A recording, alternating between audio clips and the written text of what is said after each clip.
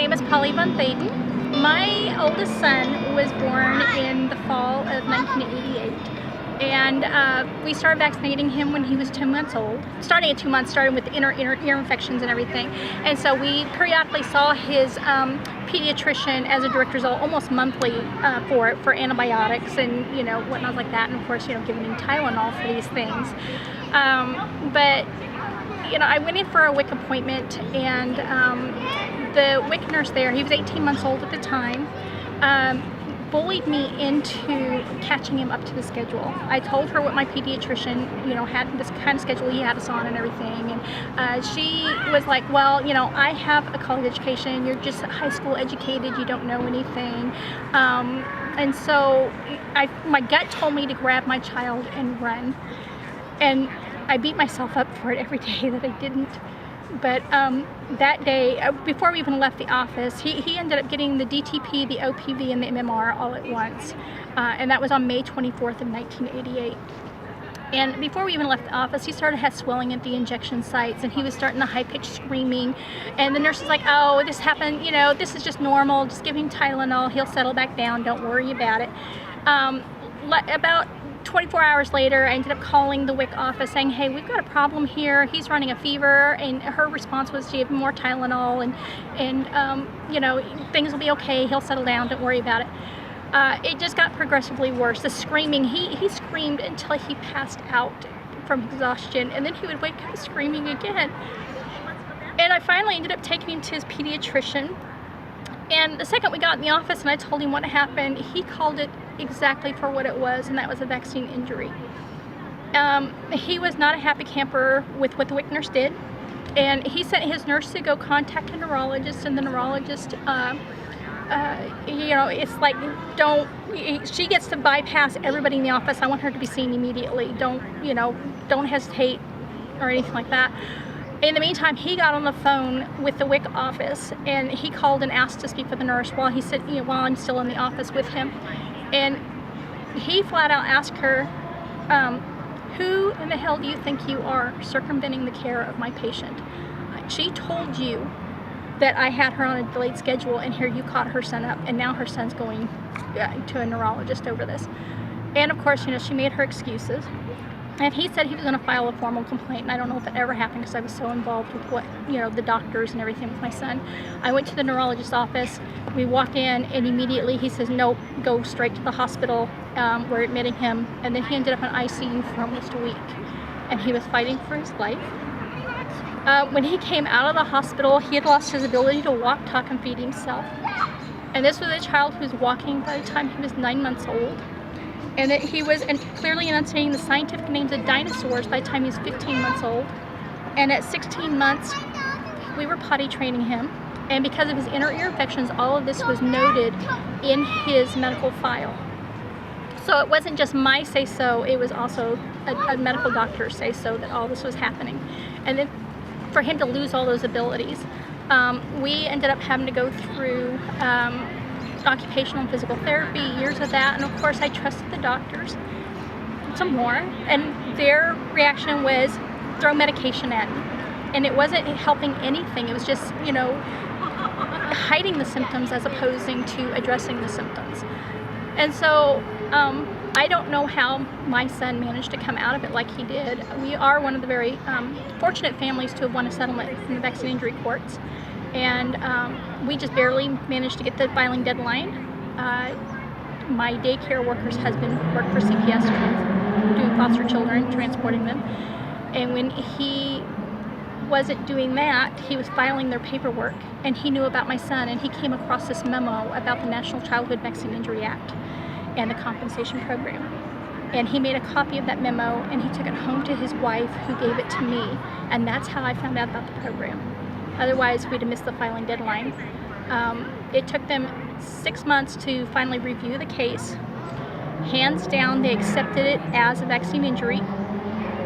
And but then it took them umpteen years before they finally settled it, because they couldn't make up their minds about how much it was. They sent a life care assessment plan person out to evaluate him, to do an interview and everything else.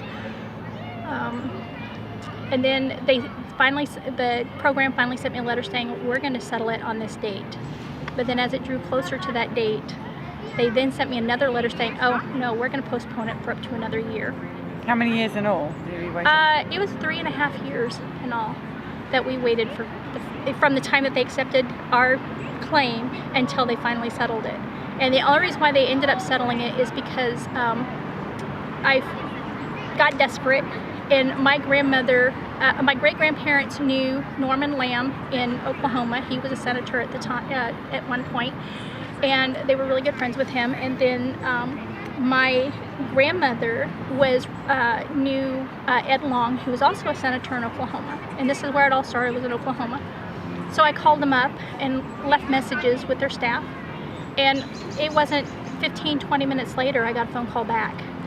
And they're like, hey, what's going on? So I explained to them what happened, and they told me what I need to do, and that was to write a letter and then also include a copy of the Privacy Act consent form with each letter that I mailed out, because there wasn't anything they could do to look into the case until they had that Privacy Act consent form.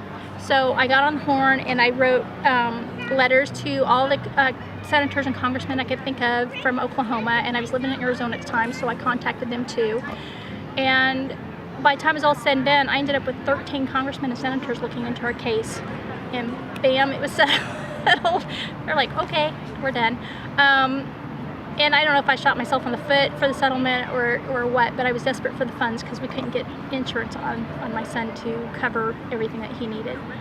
But it has been, oh gosh, since about 1997? Oh no, well, it's been longer than that, but he gets a monthly check, and he will for the rest of his life. His damage was such that, you know. There's no money that's ever gonna be okay. And I told everybody I would much rather have my child back the way he was before all this went down. The money was the second best thing that I could do for him. There was no getting his life back the way it was. It was a struggle. I ended up being a single mom over it. I didn't have the support. My grandparents helped me out as much as they possibly could by babysitting, because there's a lot of daycares that wouldn't take him due to his medical and everything that was going on. They were just like, oh no, he's special needs, we won't take you. But being a single mom, I had to work. So that in-home daycare center was a godsend. If it hadn't been for them, I don't know what I would have done in that department, because they helped me so much. And then I have a second child who is 13. He's never been vaccinated in his life, and he will never be vaccinated again, ever.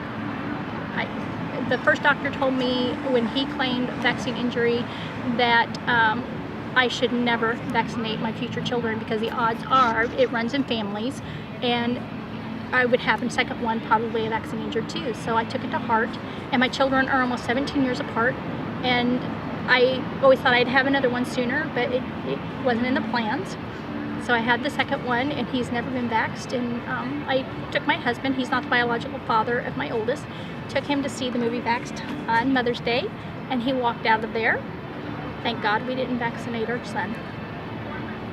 Wow. You know, he had some kind of misgivings for at least the tetanus shot, but after that he walked out of there saying nope, because thank God we did not vaccinate. So to go and see your movie and to watch it on the big screen, that was the first time he'd heard that same exact story from somebody else. It was just, he had heard it from me over the years.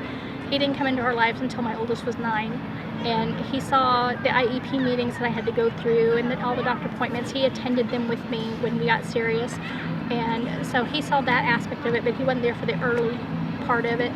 And so he only heard my story, and then to see that same exact story being told on the big screen time and time again, he walked out of there with goosebumps. He was just like, oh no. He goes, we won't vaccinate. So thank goodness. Oh yeah, thank goodness. And he's military. So so he's being jacked up with all sorts of stuff. Oh yes, of course he is. But he's retiring at the end of this year, so yay. So are you going to write his name on the bus? I am. Are we going to do it? Yes.